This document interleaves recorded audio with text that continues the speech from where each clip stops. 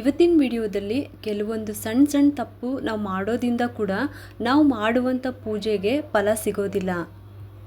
ಎಷ್ಟೋ ಜನ ಹೇಳ್ತಾರೆ, ನಾನು ಆ ಪೂಜೆ ಮಾಡಿದೆ, ಈ ಪೂಜೆ ಮಾಡಿದೆ, ಎಷ್ಟೋ ವ್ರತಗಳನ್ನು ಮಾಡಿದೆ, ಏನೇ ಮಾಡಿದರೂ ನಾವು ಏನೇ ದೇವ್ರ ಹತ್ರ ಬೇಡಿದ ವರ ನಮಗೆ ಸಿಕ್ಕಿಲ್ಲ, ನಮ್ಮ ಕೆಲಸ ಆಗೇ ಇಲ್ಲ, ಹಾಗೆ ನಮಗೆ ದೇವರು ಒಲ್ದೇ ಇಲ್ಲ, ಎಷ್ಟು ಪೂಜೆ ಮಾಡಿದರೂ ಅಷ್ಟೇ ದೇವರು ನಮಗೆ ಒಲಿಯೋದೇ ಇಲ್ಲ, ನಾವು ಅಂದ್ಕೊಂಡಿರುವ ಕೆಲಸಗಳು ಆಗ್ತಾನೇ ಇಲ್ಲ ಅಂತ ತುಂಬ ಜನ ನೊಂದಿರ್ತಾರೆ.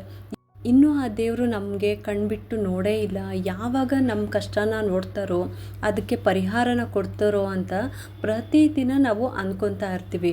ಈ ಥರ ಎಲ್ಲರ ಜೀವನದಲ್ಲೂ ನಡೀತಾ ಇರುತ್ತೆ. ಆದರೆ ಒಂದಿಷ್ಟು ನಾವು ಪೂಜೆ ಮಾಡುವಾಗ, ವ್ರತಗಳನ್ನು ಮಾಡುವಾಗ ಈ ರೀತಿ ನಾವು ರೂಲ್ಸ್ಗಳನ್ನ ಫಾಲೋ ಮಾಡಬೇಕು. ಬನ್ನಿ ಇವಾಗ ತಡ ಮಾಡದೆ ಆ ತಪ್ಪುಗಳು ಯಾವುದು ಅಂತ ನಾವು ತಿಳ್ಕೊಳ್ಳೋಣ ಇವತ್ತಿನ ವಿಡಿಯೋದಲ್ಲಿ. ನೀವು ಈ ವಿಡಿಯೋ ನೋಡಿದ ಮೇಲೆ ಇದೆಲ್ಲ ಚಿಕ್ಕ ಚಿಕ್ಕ ವಿಷಯಗಳೇ ಅಂತ ಅನ್ಕೋಬೋದು, ಆದರೆ ಈ ಸಣ್ಣ ಸಣ್ಣ ವಿಷಯಗಳೇ ಕೂಡ ನಮಗೆ ಒಳ್ಳೆ ರೀತಿಲಿ ಫಲ ಸಿಗೋದಕ್ಕೆ ಅಡ್ಡಿ ಮಾಡ್ತಾ ಇರುತ್ತೆ. ಅದಕ್ಕೋಸ್ಕರನೇ ಈ ಒಂದು ತಪ್ಪುಗಳನ್ನು ನಾವು ಮಾಡದೆ ಮಡಿಯಿಂದ ವ್ರತ ಆಗಲಿ ಪೂಜೆ ಆಗಲಿ ಅಂದರೆ ಪ್ರತಿನಿತ್ಯದ ಪೂಜೆನೇ ಆಗಿರಲಿ ಮಾಡ್ಕೋಬೇಕು. ಅದು ಯಾವುದು ಇವಾಗ ತಿಳ್ಕೊಳ್ಳೋಣ. ಮೊದಲು ನಾವು ಬೆಳಗ್ಗೆ ಎದ್ದ ತಕ್ಷಣ ಬಲಗಡೆಯಿಂದ ಎದ್ದು ಕೂತ್ಕೊಂಡು ನಮ್ಮ ಕೈಯನ್ನು ಚೆನ್ನಾಗಿ ಉಜ್ಜಿ, ಎರಡೂ ಕೈಯನ್ನು ಉಜ್ಜಿಬಿಟ್ಟು ಅದನ್ನು ಕಣ್ಬಿಟ್ಟು ಆ ಹಸ್ತನ ನೋಡಬೇಕು. ಆಗ ಈ ಒಂದು ಮಂತ್ರನ ಪಠನೆ ಮಾಡಬೇಕು. ಕರಾಗ್ರೆ ವಸತೆ ಲಕ್ಷ್ಮಿ, ಕರಮಧ್ಯೆ ಸರಸ್ವತಿ, ಕರಮೂಲೇತು ಗೋವಿಂದ, ಪ್ರಭಾತೆ ಕರದರ್ಶನಂ. ಈ ಒಂದು ಮಂತ್ರನ ಹೇಳ್ಕೊಂಡಿದ್ದಾಗಿದ್ದಾದಮೇಲೆ ನಾವು ಹಾಗೆ ಕೂತಿರುವ ಜಾಗದಲ್ಲೇ ಭೂಮಿಗೆ ನಮಸ್ಕಾರ ಮಾಡಿಕೊಳ್ಳಿ. ಒಂದು 3 ಸಲ ಆ ಭೂಮಿಗೆ ಸ್ಪರ್ಶ ಮಾಡಿಕೊಂಡು ಕಣ್ಣಿಗೆ ಒತ್ಕೊಳ್ಳಿ. ಇದಾದ ನಂತರ ದೇವರ ಫೋಟೋನ ನೋಡಬೇಕು. ನಂತರ ಕೂದಲನ್ನು ಸವರ್ಕೊಂಡು ಮುಖ ತೊಳ್ಕೊಂಡು ದಿನನಿತ್ಯದ ಕೆಲಸವನ್ನು ಶುರು ಮಾಡ್ತೀರಾ ಅಲ್ವಾ. ನಾವು ಯಾವಾಗಲೇ ಆಗಲಿ ನಾವು ಸಂಪೂರ್ಣವಾಗಿ ಮನೆ ಕೆಲಸ ಮುಗಿದ ನಂತರನೇ ನಾವು ದೇವರ ಪೂಜೆನ ಮಾಡಬೇಕು. ತಿಂಡಿ ತಿನ್ನೋಕ್ಕಿಂತ ಮೊದಲು, ಪೂಜೆ ಆಗೋಕ್ಕಿಂತ ಮೊದಲು ಮನೆ ಕೆಲಸನ ಮಾಡಬೇಕು. ಈ ಥರ ದಿನನಿತ್ಯ ನಾವು ಮಾಡಬೇಕು. ಕೆಲವ್ರನ್ನ ನಾನು ನೋಡಿದ್ದೀನಿ, ಸ್ನಾನ ಮಾಡಿದ ಮೇಲೆ ಮನೆ ಕ್ಲೀನ್ ಮಾಡೋದು ಮತ್ತು ರೆಸ್ಟ್ ರೂಮ್ ವಾಶ್ ಮಾಡೋದು ಈ ಥರ ಎಲ್ಲ ಮಾಡ್ತಾ ಇರ್ತಾರೆ. ಈ ತಪ್ಪುಗಳನ್ನು ಮಾಡಲೇಬಾರ್ದು. ಸ್ನಾನಕ್ಕೂ ಮುಂಚೆನೇ ನಾವು ರೆಸ್ಟ್ ರೂಮ್ನ ವಾಶ್ ಮಾಡೋದು ಮಾಡಬೇಕು. ಸ್ನಾನ ಆದಮೇಲೆ ಯಾವುದೇ ಕಾರಣಕ್ಕೂ ರೆಸ್ಟ್ ರೂಮ್ನ ವಾಶ್ ಮಾಡಬಾರ್ದು.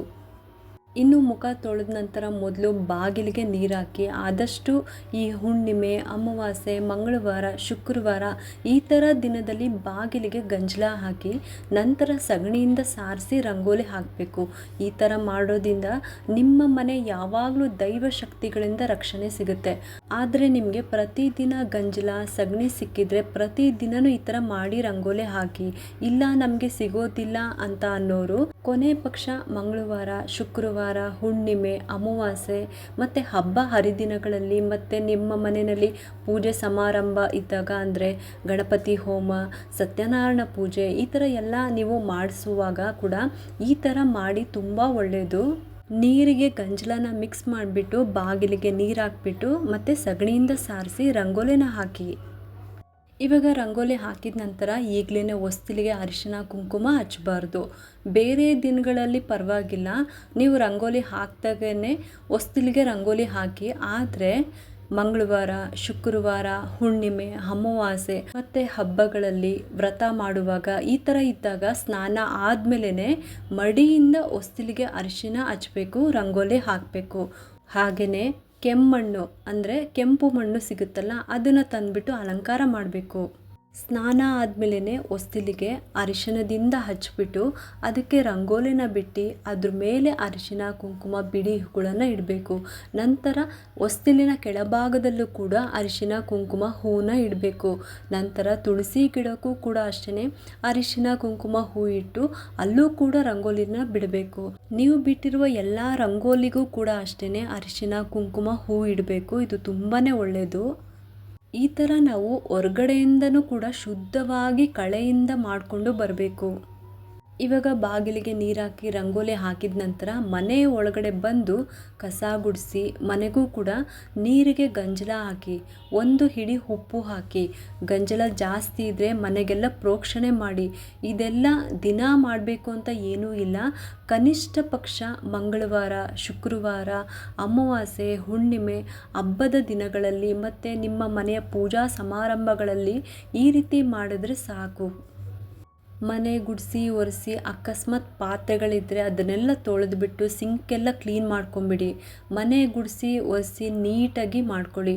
ಆಮೇಲೆ ಕಾಫಿನೋ ಟೀನೋ ನೀವು ಕುಡಿದ್ಬಿಟ್ಟು ನಂತರ ಇನ್ ಕೇಸ್ ಮನೆಯಲ್ಲಿ ಮಕ್ಕಳು ಸ್ಕೂಲ್ಗೆ ಹೋಗೋರಿದ್ದರೆ ಅವ್ರಿಗೆಲ್ಲ ಬ್ರೇಕ್ಫಾಸ್ಟ್ ಮಾಡಿ ಬಾಕ್ಸ್ಗೆ ಹಾಕಿ ಅವ್ರನ್ನ ಕಳಿಸ್ಕೊಡಿ.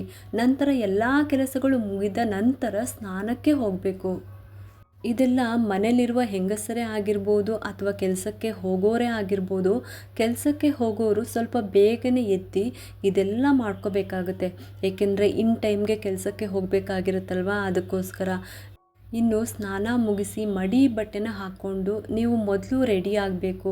ಅಂದರೆ ನಾನು ಕೆಲವರನ್ನು ಗಮನಿಸಿದ್ದೀನಿ, ಸ್ನಾನಕ್ಕೆ ಹೋಗಿ ಬಂದಮೇಲೂ ಕೂಡ ಅವ್ರ ತಲೆಯಲ್ಲಿ ಟವೆಲ್ ಆಗೇ ಇರುತ್ತೆ, ಹಾಗೇ ಪೂಜೆನೂ ಮಾಡಿರ್ತಾರೆ. ಈ ಒಂದು ತಪ್ಪುಗಳನ್ನು ನಾವು ಮಾಡಲೇಬಾರ್ದು. ಸ್ನಾನದಿಂದ ಬಂದ ಮೇಲೆ ತಲೆಯಲ್ಲಿರುವ ಟವೆಲ್ನ ತೆಗೆದು ನೀಟಾಗಿ ತಲೆನ ಒಣಗಿಸಿ ಜಡೆ ಹಾಕ್ಕೊಂಡು ಹೂ ಮುಡ್ಕೋಬೇಕು. ಯಾವತ್ತೂ ಕೂದಲಿನ ನೀರು ದೇವರ ಪೂಜೆ ಮಾಡುವಾಗ ತಾಕಬಾರ್ದು. ಅದಕ್ಕೋಸ್ಕರನೇ ಹೇಳ್ತಾ ಇರೋದು.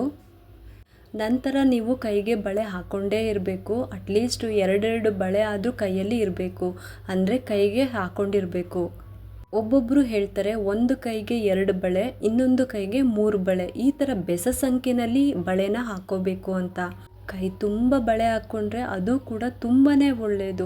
ಅಟ್ಲೀಸ್ಟ್ ಕೈ ತುಂಬ ಹಾಕೊಳ್ಳೋಕ್ಕೆ ಆಗಿಲ್ಲ ಅಂದರೂ ಕೂಡ ಅಟ್ಲೀಸ್ಟ್ 2 ಬಳೆ ಆದರೂ ನಮ್ಮ ಕೈಯಲ್ಲಿ ಇರಬೇಕು. ಆದಷ್ಟು ಸೀರೆ ಅಥವಾ ಚೂಡಿದಾರನ ಹಾಕ್ಕೊಂಡು ಪೂಜೆ ಮಾಡಬೇಕು.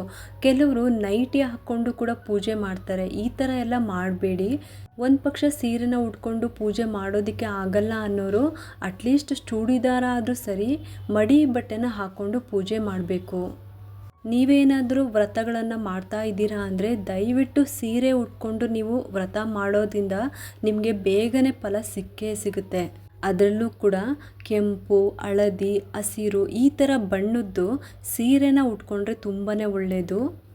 ಕೊನೆ ಪಕ್ಷ ಮಂಗಳವಾರ, ಶುಕ್ರವಾರ ಈ ಥರ ವ್ರತ ಮಾಡಿದಾಗೆಲ್ಲ ಸೀರೆ ಉಟ್ಕೊಂಡು ನೀವು ಪೂಜೆ ಮಾಡಿದ್ರೆ ನಿಮಗೆ ತುಂಬಾ ಒಳ್ಳೆಯದಾಗುತ್ತೆ. ಹಾಗೆ ಹಣೆಗೆ ಕುಂಕುಮ ಇಟ್ಟರೆ ಒಳ್ಳೆಯದು. ಈ ಥರ ನೀವು ಕೂಡ ರೆಡಿ ಆಗಬೇಕು. ನಂತರ ಅರಿಶಿನ ಕುಂಕುಮ ತಗೊಂಡು ಮೊದಲು ಹೊಸ್ತಿಲಿಗೆ ಅರಿಶಿನ ಹಚ್ಚಬೇಕು. ಆಮೇಲೆ ರಂಗೋಲಿನ ಹಾಕಿ, ಕೆಮ್ಮಣ್ಣಿದ್ರೆ ಕೆಮ್ಮಣ್ಣಿಂದ ಅಲಂಕಾರ ಮಾಡಿ. ಆಮೇಲೆ ಏನು ರಂಗೋಲಿ ಬಿಟ್ಟಿರ್ತೀರೋ ಅದಕ್ಕೆಲ್ಲ ಅರಿಶಿನ ಕುಂಕುಮ ಬಿಡಿ ಹೂಗಳನ್ನು ಇಡಬೇಕು. ನಂತರ ಹೊಸ್ತಿಲಿನ ಕೆಳಗೆ ಅಲ್ಲೂ ಕೂಡ ಅರಿಶಿನ ಕುಂಕುಮ ಇಡಬೇಕು. ನಂತರ ಅಲ್ಲೂ ಕೂಡ ಹೂಗಳನ್ನು ಇಟ್ಬಿಟ್ಟು ಪೂಜೆ ಮಾಡ್ಕೋಬೇಕು. ಆಮೇಲೆ ತುಳಸಿ ಗಿಡಕ್ಕೂ ಕೂಡ ಅಷ್ಟೇ ಅರಿಶಿನ ಕುಂಕುಮ ಹೂವನ್ನ ಇಟ್ಬಿಟ್ಟು ಅಲಂಕಾರ ಮಾಡಬೇಕು. ನಿಮಗೆ ಶಕ್ತಿ ಇದ್ದರೆ ಈ ಥರ ಮಂಗಳವಾರ, ಶುಕ್ರವಾರ, ಹುಣ್ಣಿಮೆ, ಅಮಾವಾಸ್ಯೆ ವ್ರತಗಳನ್ನು ಮಾಡಬೇಕಾದ್ರೆ ಮತ್ತು ಹಬ್ಬದ ದಿನಗಳಲ್ಲಿ ಮಣ್ಣಿನ ದೀಪವನ್ನು ಹಚ್ಚಿದ್ರೆ ತುಂಬ ಅಂದರೆ ತುಂಬಾ ಒಳ್ಳೆಯದು. ಹೊಸ್ತಿಲಲ್ಲಿ 2 ಮಣ್ಣಿನ ದೀಪ ಮತ್ತು ತುಳಸಿ ಗಿಡದ ಹತ್ತಿರ 1 ದೀಪ. ಇದಿಷ್ಟು ಆದಮೇಲೆ ಇವಾಗ ಒಳಗಡೆ ಬಂದುಬಿಟ್ಟು ಅಂದರೆ ಮನೆ ಒಳಗಡೆ ಬಂದುಬಿಟ್ಟು ಪೂಜೆಗೆ ರೆಡಿ ಮಾಡ್ಕೋಬೇಕು. ಒಂದು ತಿಳ್ಕೊಳ್ಳಿ, ಪೂಜೆ ಆಗೋವರೆಗೂ ಏನೂ ತಿಂದೆ ಮಾಡಿದ್ರೆ ಒಳ್ಳೆಯದು. ಕಾಫಿ ಆಗಲಿ ಟೀ ಆಗಲಿ ನೀವು ಸ್ನಾನಕ್ಕೆ ಮೊದಲೇ ಕುಡಿದಿದ್ರೆ ಒಳ್ಳೆಯದು.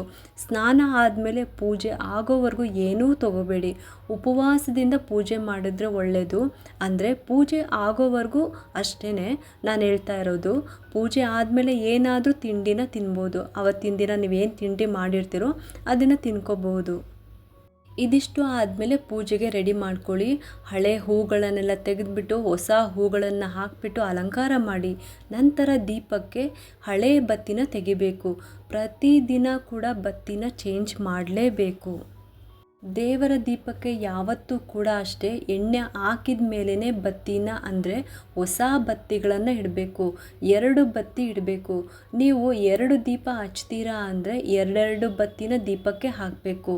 ಇಲ್ಲ ಕಾಮಾಕ್ಷಿ ದೀಪ ಒಂದನ್ನು ಹಚ್ತೀರಾ ಅಂದರೆ ನೀವು 2 ಬತ್ತಿನ ಹಾಕಬೇಕು.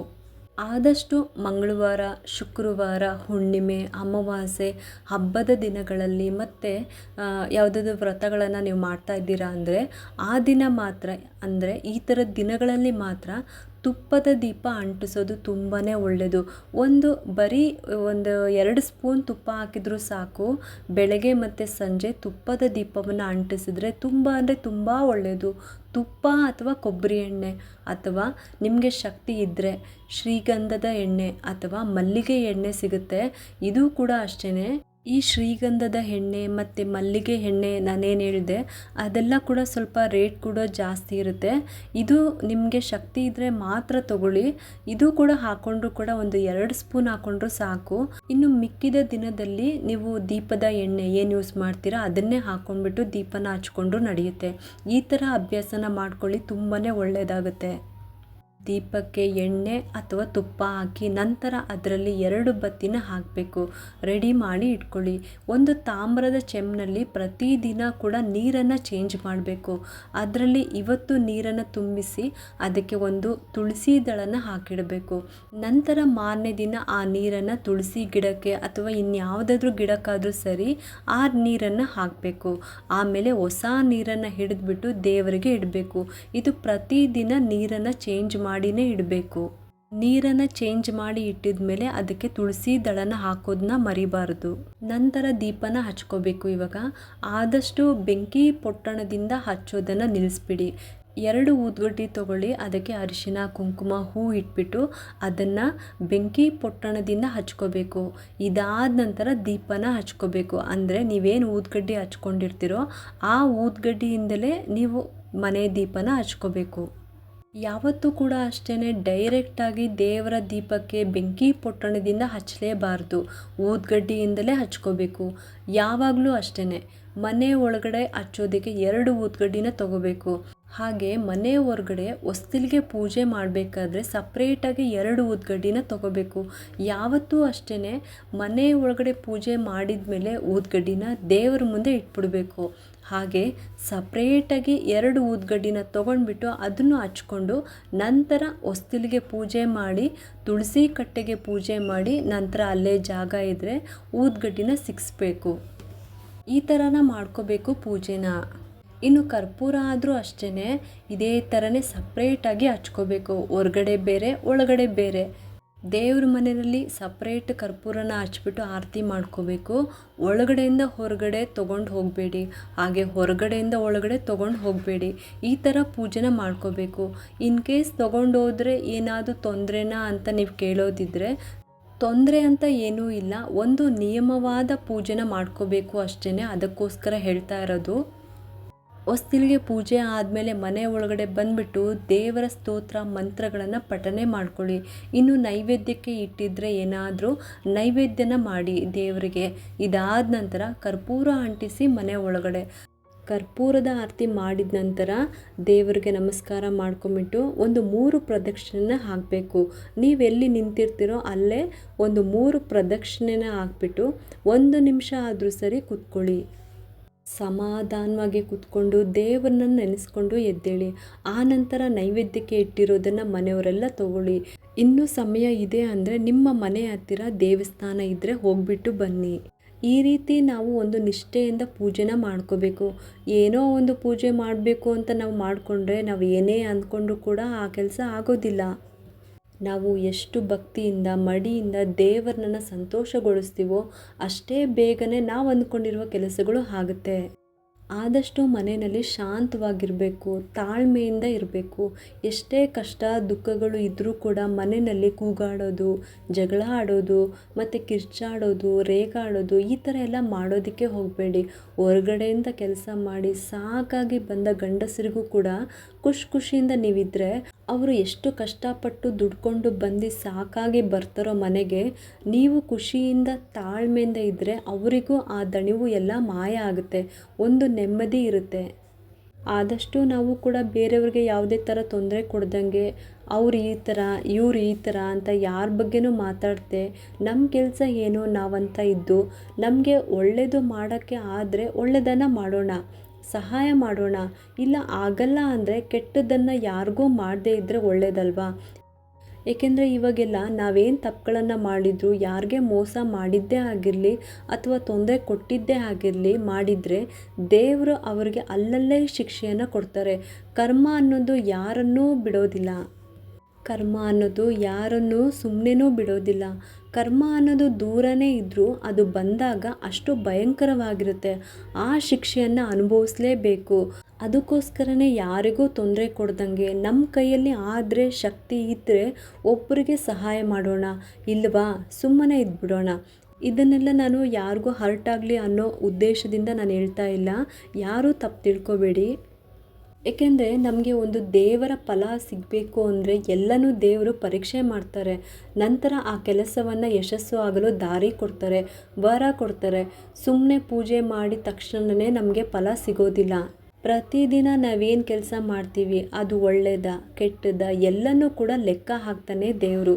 ಅದು ಒಳ್ಳೆ ಕೆಲಸ ಆಗಿದ್ದರೆ ಮಾತ್ರನೇ ದೇವರು ತಥಾಸ್ತು ಅನ್ನೋದು. ಸೊ ಅದಕ್ಕೋಸ್ಕರನೇ ಆದಷ್ಟು ನಾವು ಒಳ್ಳೆ ಕೆಲಸಗಳನ್ನು ಮಾಡೋಣ. ನಾವೊಂದು ಸಂಕಲ್ಪ ಮಾಡ್ಕೊಂಡಿದ್ದ ತಕ್ಷಣವೇ ದೇವರು ನಮ್ಮ ಸುತ್ತನೂ ಕೂಡ ಒಂದು ಸಂಚಾರ ಮಾಡ್ತಾರೆ. ಅಂದರೆ ನಾವಿರೋ ಜಾಗದಲ್ಲಿ ಬಂದು ಅವರು ಪರೀಕ್ಷೆ ಮಾಡ್ತಾರೆ. ಯಾವುದು ಸರಿ ಇದೆ, ಯಾವುದು ತಪ್ಪಿದೆ, ನಾನು ಕೊಡ್ಬೋದಾ ಬೇಡವಾ ಅಂತ ಯೋಚನೆ ಮಾಡ್ತಾರೆ. ಯಾಕೆ ನಮಗೆ ಕೇಳಿದ ತಕ್ಷಣವೇ ದೇವರು ವರ ಕೊಡೋದಿಲ್ಲ ಅಂತ ಅಂದರೆ, ನಾವು ಅಂದ್ಕೊಂಡಿರೋ ಕೆಲಸ ಆಗ್ತಾ ಇರಲ್ಲ ಅಂದರೆ, ನಾವು ಸಂಕಲ್ಪ ಮಾಡಿದ್ದಾದ್ಮೇಲೆ ದೇವರು ನಾವಿರುವಂಥ ಜಾಗಕ್ಕೆ ಬಂದ್ಬಿಟ್ಟು ಪೂರ್ತಿ ನಮ್ಮ ಮನೆ ಪೂರ್ತಿನೂ ಕೂಡ ಒಂದು ಸಂಚಾರ ಮಾಡ್ತಾರೆ. ಅಂದರೆ ಯೋಚನೆ ಮಾಡ್ತಾರೆ, ಪರೀಕ್ಷೆ ಮಾಡ್ತಾರೆ. ಆಗ ನ್ಯಾಯಬದ್ಧವಾಗಿದ್ದರೆ ಆಗ ದೇವರು ನಮಗೆ ತಥಾಸ್ತು ಅಂತ ವರ ಕೊಡ್ತಾರೆ. ಅಂದರೆ ನಾವು ಅಂದ್ಕೊಂಡಿರೋ ಕೆಲಸ ಆಯಿತು ಅಂತ ಹೇಳ್ತೀವಲ್ಲ, ಅದೇ ಅರ್ಥನೇ ಇದು. ಇದಕ್ಕೋಸ್ಕರನೇ ದೇವರು ತಡ ಮಾಡೋದು. ಕೆಟ್ಟ ಕೆಲಸ ಮಾಡಿ 100 ವರ್ಷ ಇರೋದಕ್ಕಿಂತ ಒಳ್ಳೆ ಕೆಲಸ ಮಾಡಿ ಒಂದು ದಿನ ಭೂಮಿನಲ್ಲಿ ಇದ್ದು ನೆಮ್ಮದಿಯಿಂದ ಶಿವನ ಪಾದ ಸೇರೋದು ಒಳ್ಳೆಯದಲ್ವಾ? ಯಾರೇ ಆಗಿರಲಿ ಸಾಯುವಂಥ ಸಮಯದಲ್ಲಿ ನೆಮ್ಮದಿ ಜೀವನ ಇರಬೇಕು. ನರಳಿ ಸಾಯೋದು, ಕಾಯಿಲೆಗಳಿಂದ ವಿಲವಿಲ ಅಂತ ನರಳಿ ಸಾಯೋದು ಯಾಕೆ ಬೇಕಲ್ವಾ? ನೀವೇ ಯೋಚನೆ ಮಾಡಿ ಒಂದ್ಸರಿ. ನಾವು ಇರೋ ಅಷ್ಟು ದಿನ ಒಬ್ಬರಿಗೆ ಒಳ್ಳೇದು ಮಾಡಿಲ್ಲ ಅಂದರೂ ಕೆಟ್ಟದನ್ನು ಮಾಡದೇ ಇದ್ದರೆ ಆ ಭಗವಂತ ಸದಾ ನಮ್ಮ ಜೊತೆ ಇದ್ದೇ ಇರ್ತಾರೆ. ಹಾಗೆ ನಮ್ಮ ಕೈಯನ್ನು ಹಿಡಿದು ಈ ದಾರಿನಲ್ಲಿ ಹೋಗಬೇಡ, ತೊಂದರೆ ಇದೆ, ಈ ದಾರಿನಲ್ಲಿ ಹೋಗು ಅಂತ ನಮಗೆ ಸೂಚನೆಗಳನ್ನು ಎಚ್ಚರಿಕೆಗಳನ್ನು ಕೊಡ್ತಾರೆ. ಇದೆಲ್ಲನೂ ನಾವು ಪ್ರತಿ ದಿನದ ನಮ್ಮ ಕೆಲಸ ಕಾರ್ಯಗಳಲ್ಲಿ ಅಳವಡಿಸ್ಕೊಳ್ಬೇಕು.